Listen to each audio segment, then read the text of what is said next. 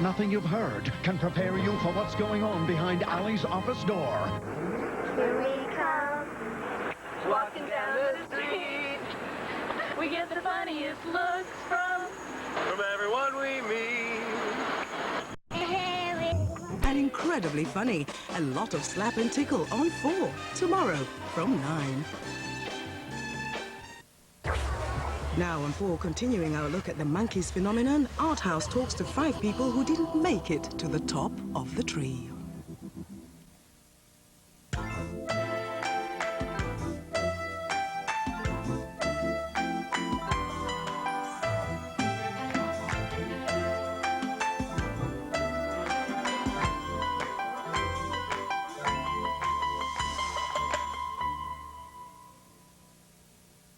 Sue was living in a trailer, and everybody was scared of her. Nobody would go near her. Wow. She was doing figure eights with the broom and chasing people off and stuff. And Vito had remarried some much younger. I mean, she was too young for me.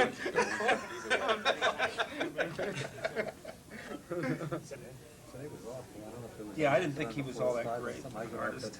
He's an interesting person. Yeah, because it was all style. Right. Rodney, it's nice to meet you. I've just watched you and seen you and heard you for years. Really? Mm-hmm. Yeah. Nice to see you in person. Thank you.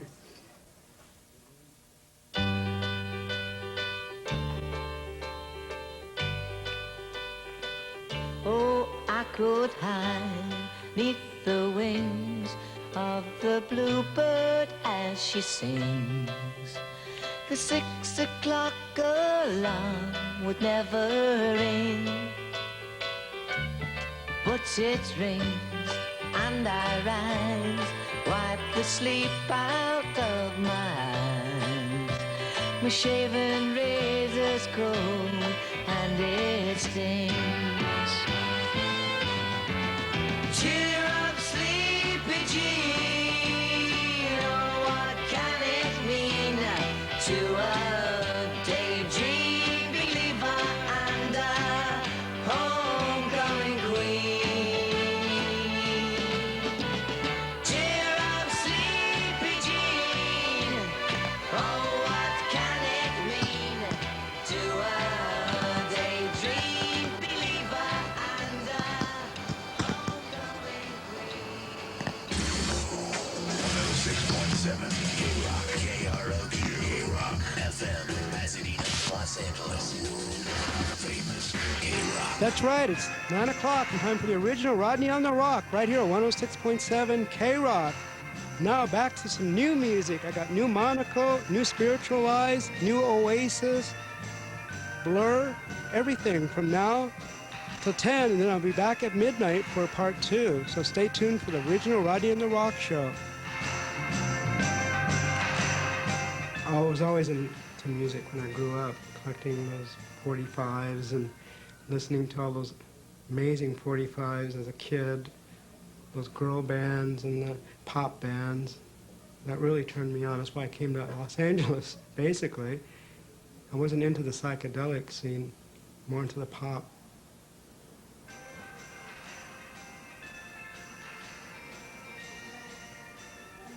I was hitchhiking, running away from home. I came to Los Angeles as a kid, thumb out, hitchhiking from Mountain View, California to Hollywood, where the bright lights in the city and the Sunset Strip. It was just amazing. It was an amazing time growing up, witnessing all that. The excitement, the brightness, the girls especially, the rock and roll, the music. Some great music was happening, especially with the Byrds and the Beach Boys.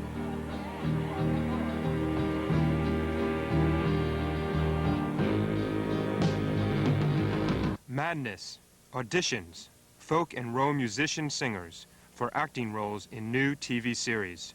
Running parts for 4 insane boys, aged 17 to 21. Want spirited Ben Franks types. Have courage to work. Must come down for interview. Well, I went for the audition because of the ad that appeared in Hollywood Reporter. It said they wanted Ben Franks types, basically. Now, everybody hung out at Ben Frank's, and that was the place to hang out. It was happening 24 hours. So I went down, and everyone's in line. You know, you see Danny Hutton from Three Dog Night, Stephen Stills, even Bobby Beausoleil from the Manson family. Brian McLean from Arthur Lee's band Love was even there. He tried out for the Monkees. I think about the Monkees, and I chuckle about the Monkees because of the fact that if there was anybody that was more wrong to cast the Monkees, I was the wrong guy to cast the Monkees. I really mean that.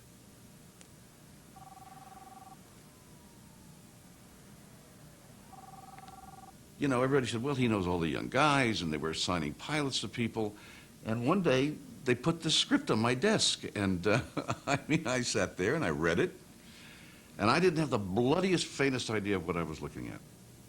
I got to be honest with you, right, ballistic, over my head. I had no idea what I was doing. And through the casting of the pilot, I mean, I was seeing great performers, wonderful people, nice, straight, wholesome Midwestern actors, and they kept turning everybody down. I was vice president in charge of new projects at Screen Gems, which was the television subsidiary of Columbia Pictures. And in order to get a show in development, even if it was just a script, you had to come to me and I had to like it. I had power.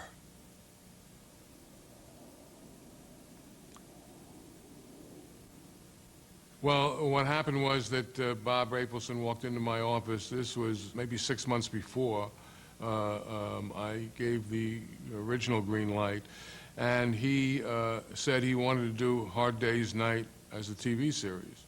I said, go. And that's how it started. I originally come from Boston, Massachusetts. I moved here when I was 20 years old. At about 19, I started singing professionally in clubs and restaurants around Boston. And then after that, I went to New York for a year.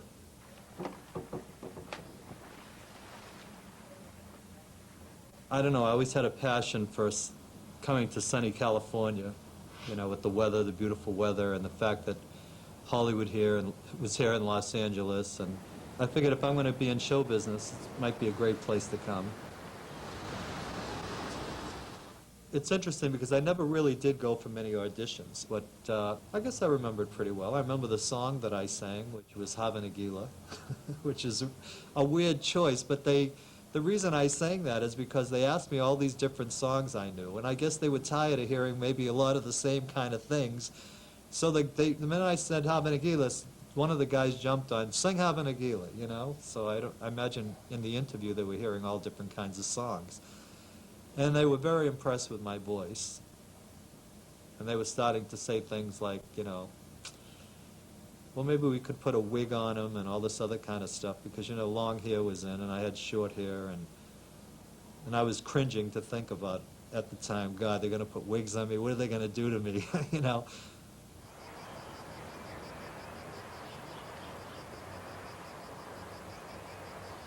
I came here to Los Angeles in 1958 for the first time.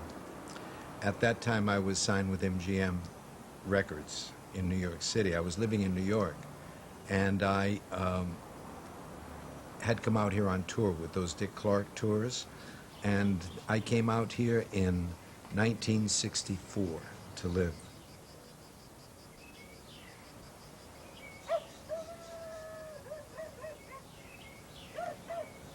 My agent called me and said they're seeing people for some group, the Monkees, and had no idea what it was. I decided to go, went to the audition, sang a couple of songs. I don't even remember what they were, met the people that were there, and then I went back again and met the people again. I went back a few times and never thought anything of it after I never heard from them, because it was some wonderful advice that somebody had given me.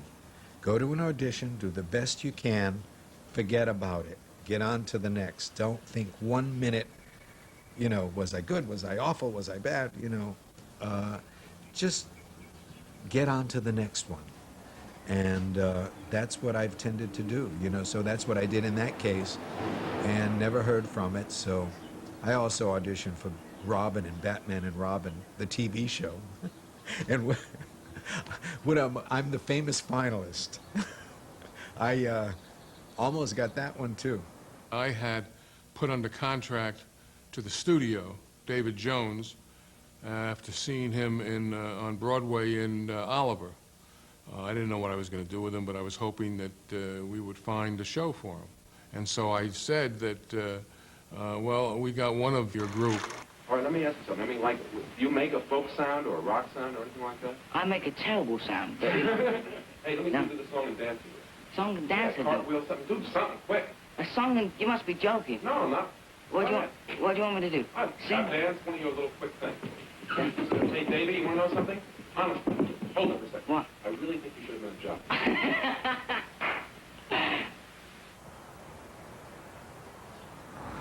When I was 19 and a half years old, I approached my brother and he said, how are you doing in school? I said, I'm tops in my class. He said, so you're going to be a commercial artist? I said, no, I want to do what you do. And he says, well, you have to learn to play the guitar and sing. He says, here's a guitar, now learn to play it and learn to sing. And so a week later, I went in for my first audition in Westwood, California, at a place called Ledbetter's.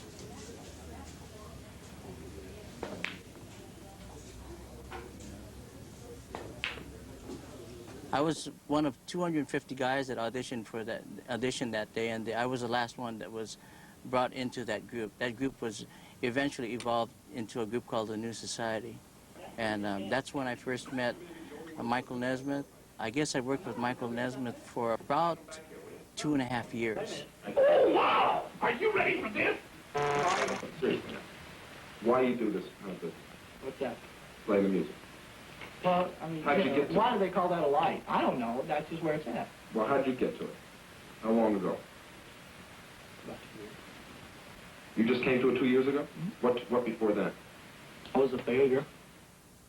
Somebody told me, you know, go over here and audition. You know, there's a bunch of people that are trying to put a group together, the Monkees.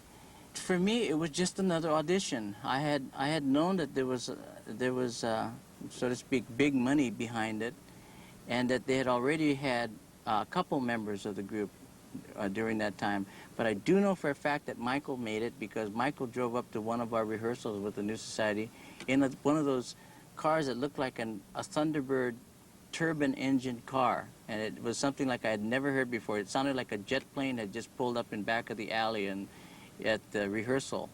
And then Michael steps out, and I knew he would be going with the Monkees, definitely, because he had the car, and he had just bought a chinchilla miniskirt for his wife, and I knew he wasn't making that kind of money in the New Society. I thought love was only true in fairy tales, and for someone else, but not for me. Our love was out to get me, that's the way it seemed. Disappointment haunted all my dreams. Then I saw her face. Now I'm a believer. Not a trace of doubt in my mind. I'm in love. I'm a believer. I couldn't leave her if I tried. They were square. Extremely square. They just jumped on. I mean, that's the way we all looked at it. They just jumped on, and it had nothing to do with what was really going on. It was the Keystone Cops of rock.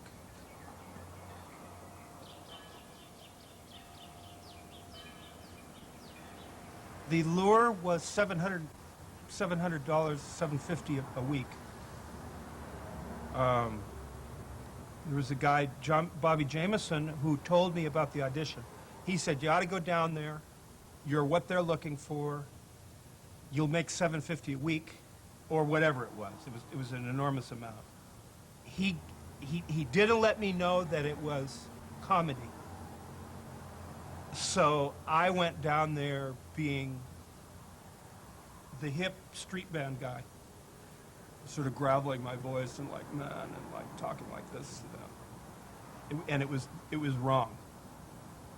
thank God it was it was the wrong approach. And ironically, if I had have known, my sense of humor was what I was most well known for. The Monkees' idea was cast actors who could play music. I wasn't looking for musicians who could act. I was looking for just the opposite. 11 or 12? We were seeing people off the street. I mean, people were knocking on the doors, giving us a picture. And they were, for me in those days, a very strange lot of people. I've heard that Charles Manson was in on this. I have no recollection. And, but I'll tell you something, if he did come in and if he was kind of wacky, I would have sent him up to the producers. 3 trombones, 4 trumps, 5 sax. I know there's a rumor Right. that Stephen Stills was in. I never saw him, and if he did, maybe it was a different name on my list. I don't know. He certainly didn't need the Monkees. Somebody told me that well, Stephen Stills doesn't want to talk about the Monkees. That he can't. Well, if he can't stand them now because maybe it's hip not to. But where the fact remains is he was there kissing ass trying to get the job. So what changed it? I didn't belong in the Monkees. Or I did belong, and I'm still in denial about it. If I ever find out that I belonged in the Monkees, then I will probably really have a legitimate nervous breakdown. I think I belonged in something that involved pioneering, something that wasn't popular yet. My goal for my music was always timelessness. Well, I just got out my little red book the minute that you said goodbye. I thumbed that through my little red book. I wasn't gonna sit and cry. Then I went from A to Z. I took out every pretty girl in town. They danced with me, and as I held them, all I did was talk about you. Love was what is lovingly referred to as an underground, they say garage band now. We had a following, but it was underground, more or less. It wasn't meant to appeal to as many people as the Monkees' music was. I'm just glad I'm glad that they got the impression that I was this serious, sort of like drugged out guy. Because I don't think even the minimal amount of fame that I experienced was hard. It was difficult to stay balanced. To be honest, it almost killed me just to have the notoriety that I did. To have more, to be better known, to have my face more well known, I think it would have been pathogenic. I don't know if I would have lived through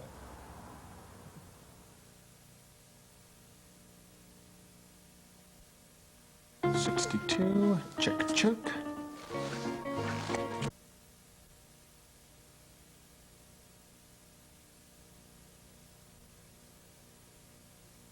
The monkey story continued at a London hotel. Perhaps refreshed, the fans got to work again. They got their reward. When I went for that audition, I thought it could have been a great moment in my life, being on a weekly television show and doing music and meeting the right girls and just being part of that whole thing. But Davy Jones gave me my first legit job, which was working as his double stand-in on the Monkees. My first paycheck was from Screen Gems. The people who did the Monkees, they'd shoot the backs or the sides. I had the exact hairdo of him at the time. And did one of the episodes, The Prince and the Pauper. Hi. What are you doing in America? I ended up working at Capitol Records and did some work with Linda Ronstadt. Took her around and promoted her records, and then ended up working for Mercury Records and promoted David Bowie, Rod Stewart as a solo artist, Uriah Heep, and the Sir Douglas Quintet. And then I ended up from there going to London, and that's when I met up with Bowie, and then I got the idea for open up the Rodney's English Disco.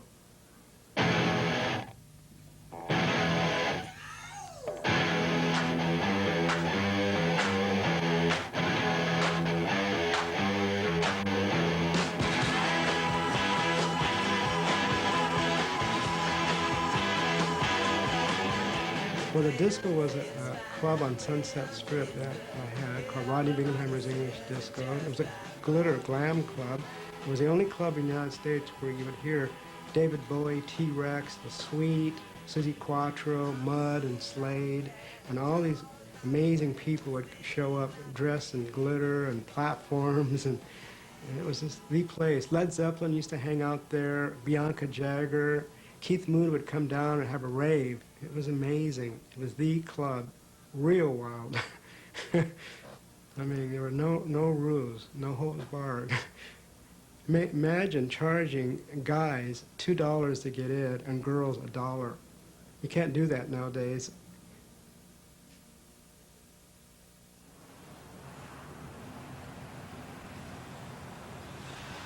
For me, I felt I had talent because when I performed in clubs and restaurants, the applause was always very strong.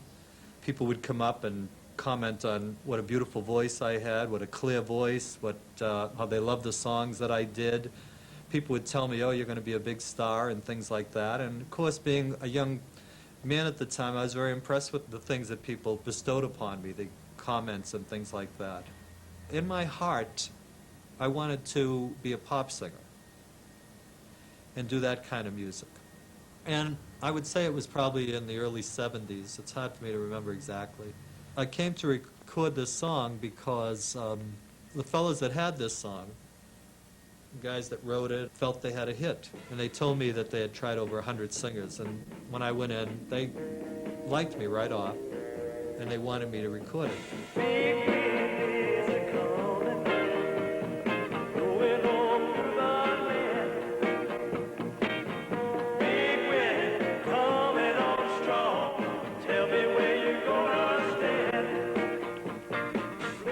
They played it for several record companies.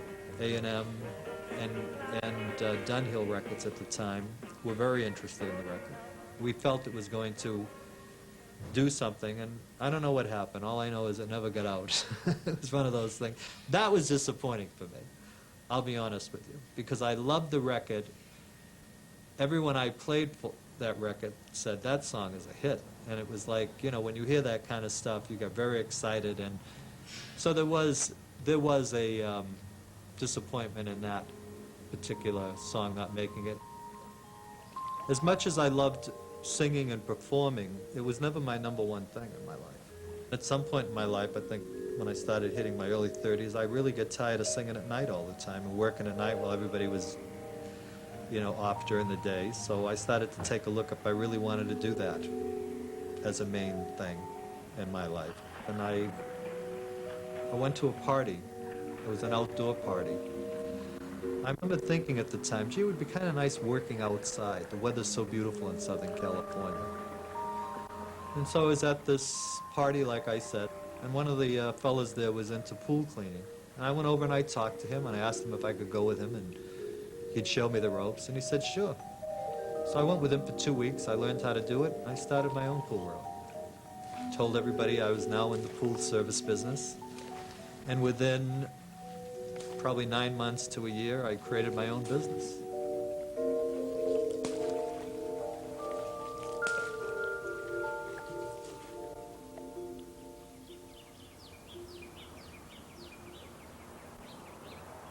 Somehow, I don't know if I could picture myself being a monkey when I saw the finished product. They were kind of zany, and I was coming out of my very serious New York actor phase. I was working here in town all through the 70s. I worked every single club in town, did great business, was doing kind of a show with backup singers. I would make my sets myself, palm trees and my mirrored moon, and was doing 3 shows a night. packing them in. It was just incredible. Cause when my baby smiles at me, I go to Rio de Janeiro. Oh my, oh Pio, I go wild and then I have to do the samba and la bamba. Oh, I'm that kind of person with a passion and persuasion for dancing or romance. But I get into the rhythm and my feet follow the beating of my heart. I think any artist goes through periods where they don't feel as confident as they might have felt a year before that. And I think I went through that. I went through a lot of changes. Who am I? Where am I? What am I? Why am I here? And I know for a fact that I went through one of those, I don't know, is it called a midlife crisis?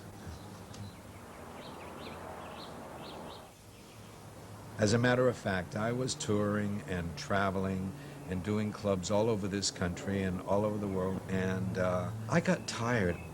I was tired of the road, living out of a suitcase, traveling, not making lasting friends that you could see a lot. And I got into a business. A friend of mine told me about this business, and I started doing it, and the money was great. So I opened my own business, and it's dealing with banks, and I sell them all their paper and their ribbons for encoding their checks and doing things. And I also sell to department stores and to markets, and I sell them their paper that you see on the registers and their register ribbons. Very on showbiz, totally on me, totally. But I was able to work 4 or 5 hours a day and make $3,000 a week. And and I thought, I don't need to do this. I don't need to, you know. So I started, it just took off.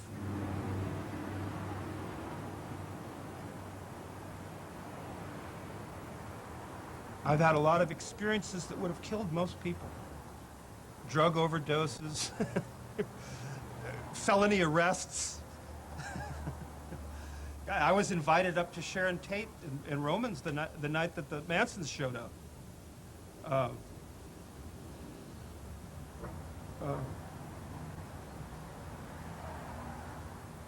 Just all that goes with having a penchant for putting yourself in 100% into whatever you're doing wrong or right, and everything that goes with it. And there's a consequence that comes with your action, good or bad. And if you have the greatest drug, and it's what you feel is the most euphoric experience, it ends, and then you're in trouble. You think you're getting onto the train and you're going to get off at the next stop. But before you realize it, before you know what's happening, you're lashed to the front of the train. It's a runaway train, and you're strapped to the front until it crashes. And when it crashes, you don't know how you're going to come out. Now, for me, I just simply don't have another a runaway train experience left in me. There are people here tonight that he's spoken to, and you're ready to leave without him, because sin has gradually dulled your conscience until now. I wasn't doing well. My mother had been converted watching Billy Graham on television, and she was praying for me, and just one night in a hotel room in New York, I just prayed, cried out to the Lord and said, if you're real, you know, I'm going to give my life to you because I'm afraid I'm going to destroy myself. With what?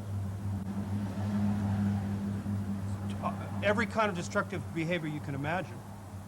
I ended up walking away from the business at that point, but that had to do with being converted to Christianity and having that experience, and not so much being disenchanted with the music business.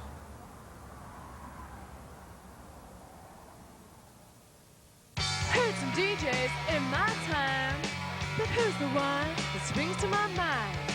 It has to be the Prince of Pop, and that's Rodney on the rock. Ooh. So are you a big Monkees fan? Oh, gosh, yes. Who's your favorite monkey? Davy Jones. All right. Well, you know, I have something to say.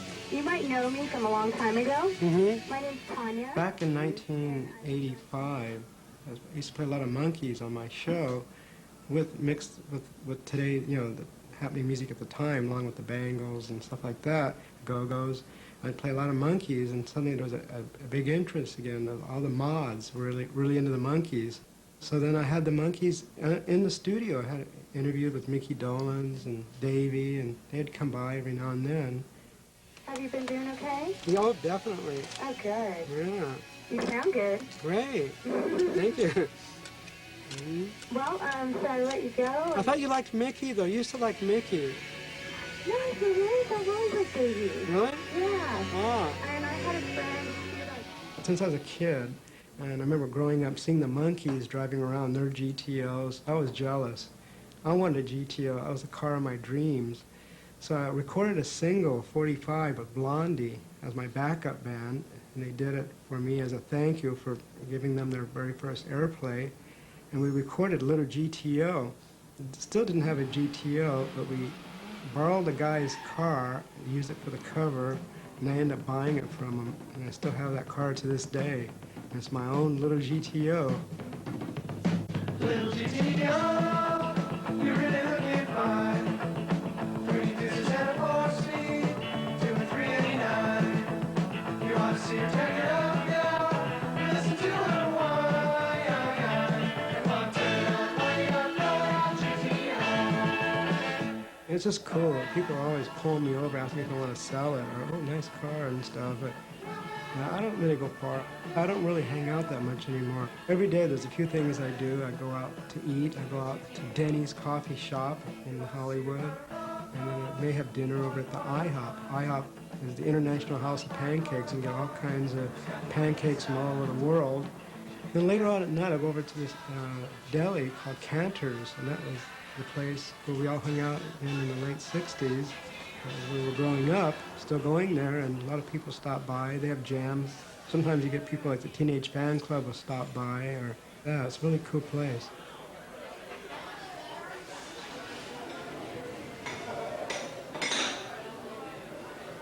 I've always been a private person. I've always been quite shy. I'm kind of like a recluse. Well, Andy Warhol is a lot, you know, like I am. You know, he's an individual. He's quiet, kind of a shy person. That's the way I am. And he has his own set ways, his own restaurants he goes to, and his own friends he hangs out with. He's an artist, and I'm an artist myself, but the music I play on Sunday nights on my radio show, the way I mix it together, and the music I bring to the people is like my art. Everyone knows me. I'm like the person that they know, that they trust. You know, because I'm not one of those snobs. You know, I'm not stuck up. I'm a friendly. I'm a little shy. I admit some people may think I'm stuck up. I'm not. You know, I'm very friendly. I treat everybody equal. I'd treat David Bowie like I would a homeless person. I'd talk to him the same way. Yeah, I know David Bowie, and I know, you know, people like Jimmy Page. Then I know homeless people too, and then I know these amazing models, and I just keep everyone's equal to me, you know.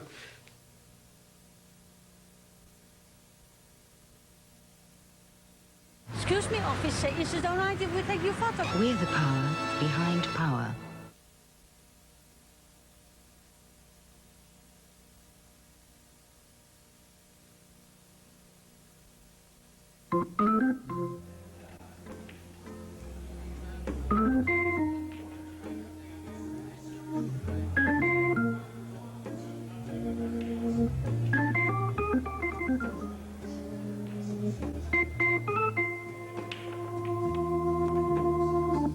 I was very happy with what I was doing. I never looked backwards at anything. Every goal that I had set for myself, I accomplished.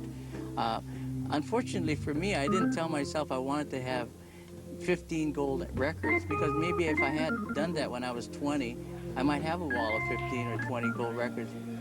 I wanted to beat Willie Moscone, who was my idol. I loved playing pool. When I was a teenager, I used to break dates to go play pool. And that's how exciting it is to me. I learned my ABCs on the scoreboard, chalkboard in the pool hall. And I can't tell you how many times I'd wake up in the middle of the night asleep on top of a pool table. So it's my first love. That's one of the reasons why I got the job at Best Billiards. Well, Best Billiards is a place that's in Santa Ana, California, and it's the largest billiard supply store for playing pool billiards, pocket billiards, or snooker.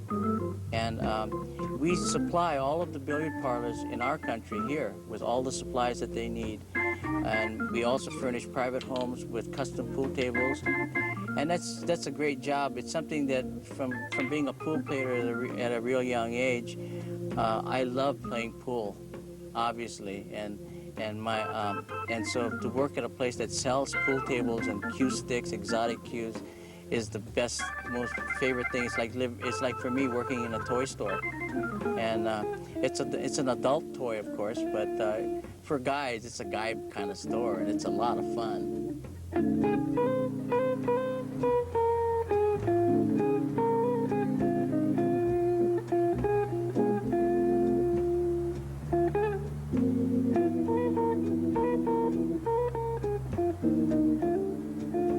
Job is a job I look forward to because it's run by a really nice family, and then the association is a job that I get to work with my other family, and literally my brother, who happens to be my boss when I'm doing that. Well, the association first started back in 1965, and my brother Larry, he's the primary lead singer in the band, and about 1971 or 72, I ended up working for the association as primarily their sound man. They wanted someone with a musical background to be able to do a vocal mix like they wanted to sound like. And so that was the whole reason. The idea was really solid when you think about someone that's an actual singer that's mixing vocals for in the sound system. And that's pretty much what my job was at that point.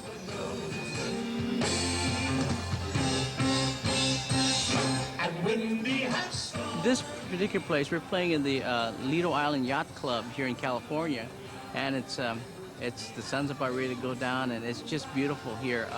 We normally do concerts for corporate dates in big hotels.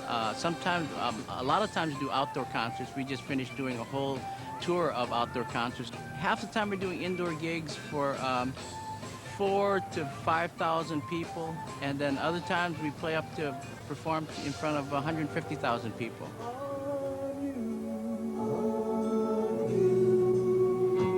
Sing with us. Da, da, da, da. Da, da, da, da.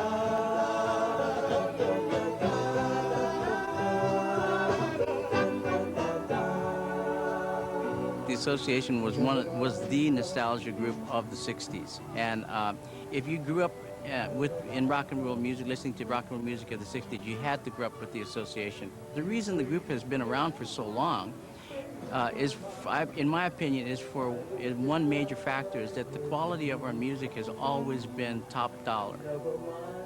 In our case, we love singing all the songs over and over, and that's what our fans come to hear. And if we don't do those tunes, they get pretty disappointed, and they start screaming at us, and then we have to do it, of course, but we do anyway, you know. We have a lot of fun.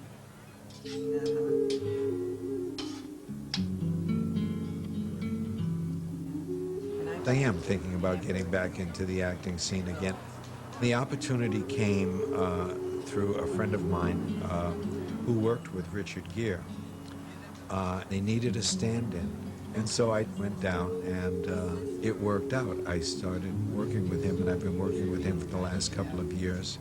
A stand-in sounds like a nothing kind of a thing. You know, it's not rocket scientist work, but it's very interesting because in order to have the star lit well, they need to do the lighting. That takes a long time.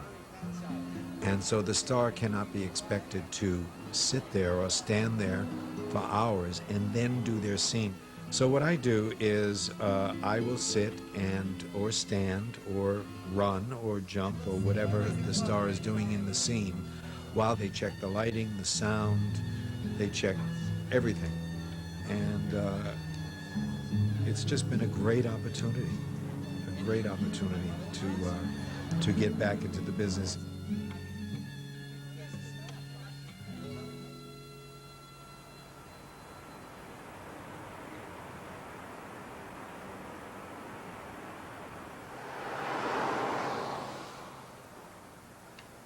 I didn't sing for a couple of years, and then I did a wedding. Somebody asked me to do a wedding. I had left the music there at the church, and the next day I went back to get the music, and they had senior citizen luncheons here that the cities would put on. And there was a lady there, and she said, "Is that your music?" And I said, "Yeah, it is." And she said, "Well, do you entertain? Do you play an instrument?" And I said, "Yes. I'm also a singer." She said, "Well, would you come and entertain us? We'll pay you." And I said, "Well, sure." So I did, and that's how I got really back into doing all the private things and the clubs. And as I went and sang, people would come up and ask me for my card, and I gave out lots of cards. And so I created, another way of being able to express my music and do my show.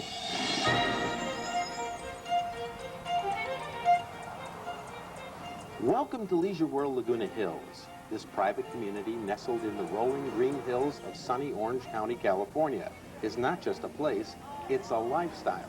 I've been down there several times, in Laguna. They call me back every so often to come. I think this particular group I've probably sung for at least 3 times before. They're a senior citizen group, They seem to enjoy my music. That's why they keep having me come back. And they're beautiful. I love the energy that they have. They get up and they dance. I feel it's their party, so when I go there, I want them to have a good time.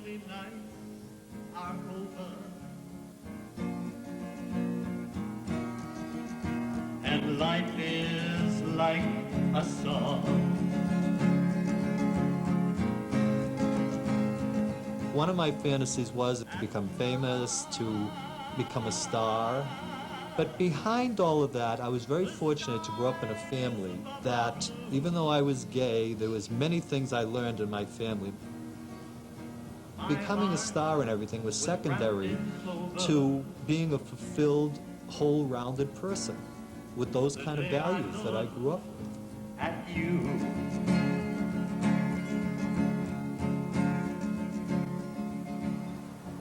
My father's my greatest fan. He always has been. And I know my father, as proud as he is of my singing, is even more proud of the person that I've become.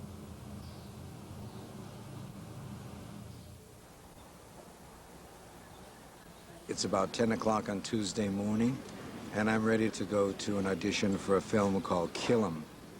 I sent my pictures in about a year ago to the production company on another project, and obviously they didn't think I was right for that project, but they called me on this one.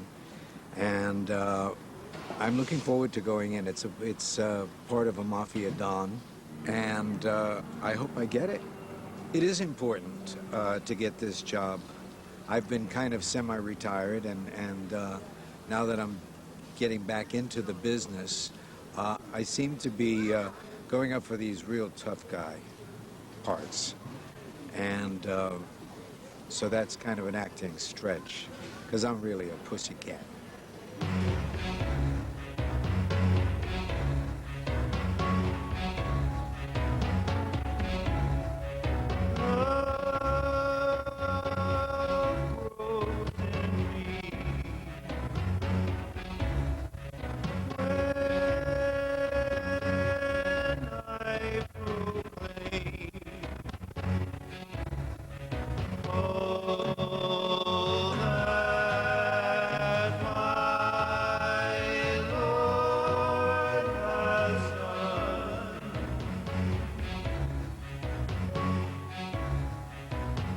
Currently, I'm writing worship music that's presented in an ethereal genre, Celtic, spacey, ethereal, no guitars, I call it spooky. Really what it is spooky Christian music, spooky worship music.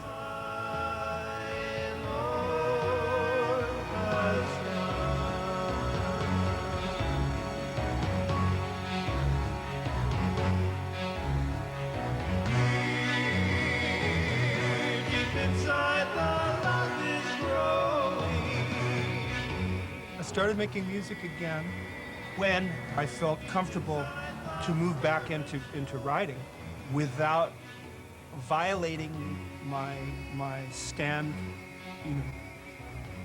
for Christ and that experience as being heterogeneous to the music business and that lifestyle and that draw. I think if a person is a Satanist or a Buddhist, a Hindu, whatever they are, will be able to listen to this music and not be put off by it, because it's the universal longing to be in the spirit realm that's being expressed.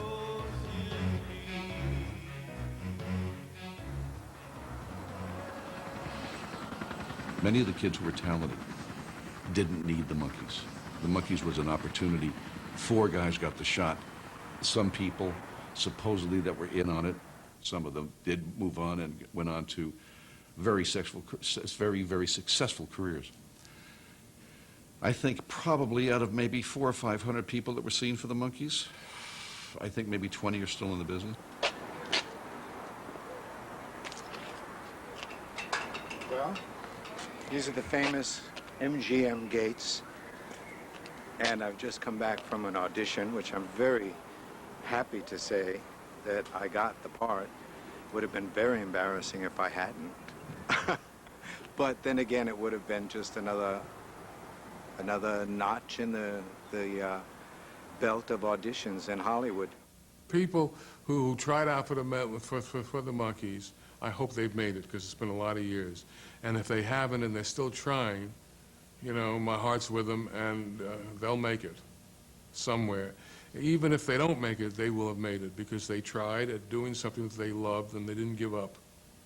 And that's worth more than all the money in the world. To give up is not in my vocabulary. I don't believe in it. I have so much to keep me busy and so much to live for that I think a lot of that having to do with not having a driving need to be famous. I think you would probably feel more a failure if that were your driving need. I've got to be famous, and I've got to make it. That expression always kills me when I hear that, because I feel that I've had the most wonderful, I've been so blessed to have this life, and I'm not rich, I'm not famous, but I'm happy. The guy that owns the name of the group was doing Scotch and Soda, and he plays the introduction on the guitar, I think I was the first where I was saying saying, Howard basically Johnson the letter I'm saying. when the hotel was the Howard Johnson. He did Evil Destruction. He's still around? Oh, Barry? Yeah. I have a lot of contentment in my life because I think I've discovered inside that being a loving and a whole person is really the key to a great life. And I think that's the greatest goal we can achieve in life, not being, a big star in Vegas or a monkey or whatever. I don't want to sing 4 hours a night. I don't want to do it so much that I don't enjoy it. I want to do it to where I enjoy it. Enjoying things is more important to me in life than anything monetary. And if I can enjoy and make a living and be comfortable at the same time, then that's all frosting on the cake. And I've been able to do that so far in my life. And I'm very grateful that I'm at that point. Tony Mafia. I was driving to Vegas, and you know whose band I was pulled up alongside and passed? Gypsy Boots. Oh, gosh. Oh, yeah. He's still alive. I He was saw real him close friends driving the with Vito. van. He was driving the van. Honest to God, I was driving, flying by him. I look at the. RCA. Yeah. Yeah, I had to get I remember seeing you guys a do new little passport and my driver's license renewed. Was My I ever brother mean walks, to you? he has a nerve. Oh, okay. With, I like LA. You know, it fulfilled everything. I did a lot of movies and did television, did a lot of writing for various publications, and it all came true. If it wasn't for Davy Jones, you know, he gave me my start, my career. I owe it all to Davy Jones from the Monkees. He invented me.